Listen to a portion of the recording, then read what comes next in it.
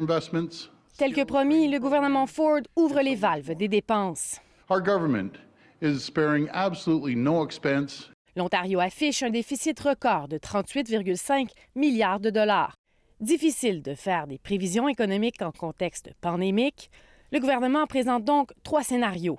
Dans le meilleur des cas, le déficit serait réduit de moitié en 3 ans.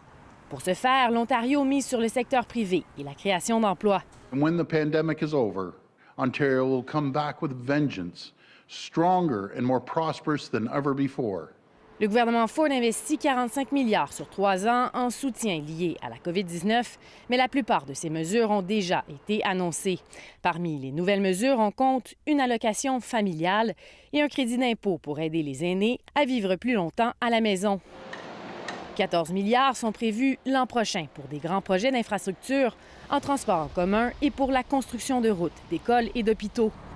Les grandes entreprises gagnent au change avec une réduction de jusqu'à 30 de l'impôt scolaire et une baisse d'environ 15 de leur coût d'électricité. Le gouvernement Ford réduit aussi les impôts fonciers de la quasi-totalité des employeurs ontariens. C'est un budget totalement en lien avec la philosophie de M. Ford. M. Ford n'a pas changé d'idée à cause de la COVID.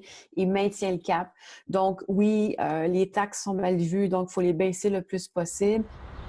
Doug Ford réitère son engagement d'offrir 4 heures de soins par jour aux résidents des foyers pour aînés, mais ne chiffre pas sa promesse, ce que dénonce l'opposition. It's completely horrifying that is not covered off in this budget. Les organismes francophones sans but lucratif reçoivent un fonds d'urgence de 2 millions sur 2 ans. Ils avaient demandé une enveloppe 6 fois plus élevée. C'est un pas important pour offrir du soutien lors de cette pandémie. Avec ce budget, le gouvernement Ford renverse la cure minceur de l'État imposée depuis son arrivée au pouvoir en 2018. Le retour à l'équilibre budgétaire devient un lointain objectif éclipsé par la pandémie.